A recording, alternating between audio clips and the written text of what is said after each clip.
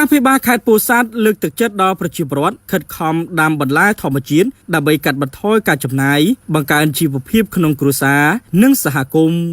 អាយដាមខូរីដាអភិបាលខេត្តពោធិ៍សាត់បានលើកទឹកចិត្តដល់ប្រជាពលរដ្ឋនៅក្នុងឃុំស្យាស្រុកកណ្ដៀងក៏ដូចជាភូមិឃុំស្រុកនានានៅទូទាំងខេត្តពោធិ៍សាត់ត្រូវខិតខំដាំបន្លែធម្មជាតិដើម្បីកាត់បន្ថយការចំណាយបង្កើនជីវភាពក្នុងគ្រួសារនិងសហគមន៍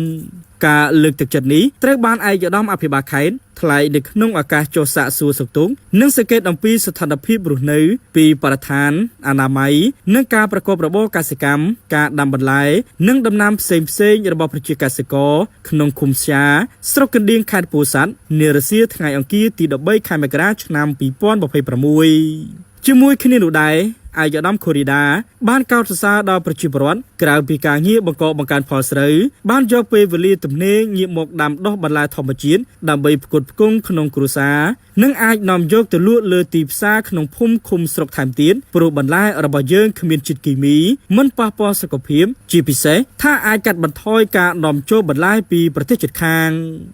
លើពីនេះទៀតអាយដាមខូរីដាបានអំពាវនាវឲ្យបងប្អូនប្រជាពលរដ្ឋទាំងអស់ខិតខំដាំបន្លែបែបធម្មជាតិឲ្យបានច្រើននៅតាមសហគមន៍ជាពិសេសបន្លែដែលមិនប្រើជាតិគីមីព្រោះថាបន្លែធម្មជាតិធានាសុវត្ថិភាពដល់អ្នកទិញបន្លែយកទៅបរិភោគជាប្រចាំនិងមានតម្លៃសមរម្យ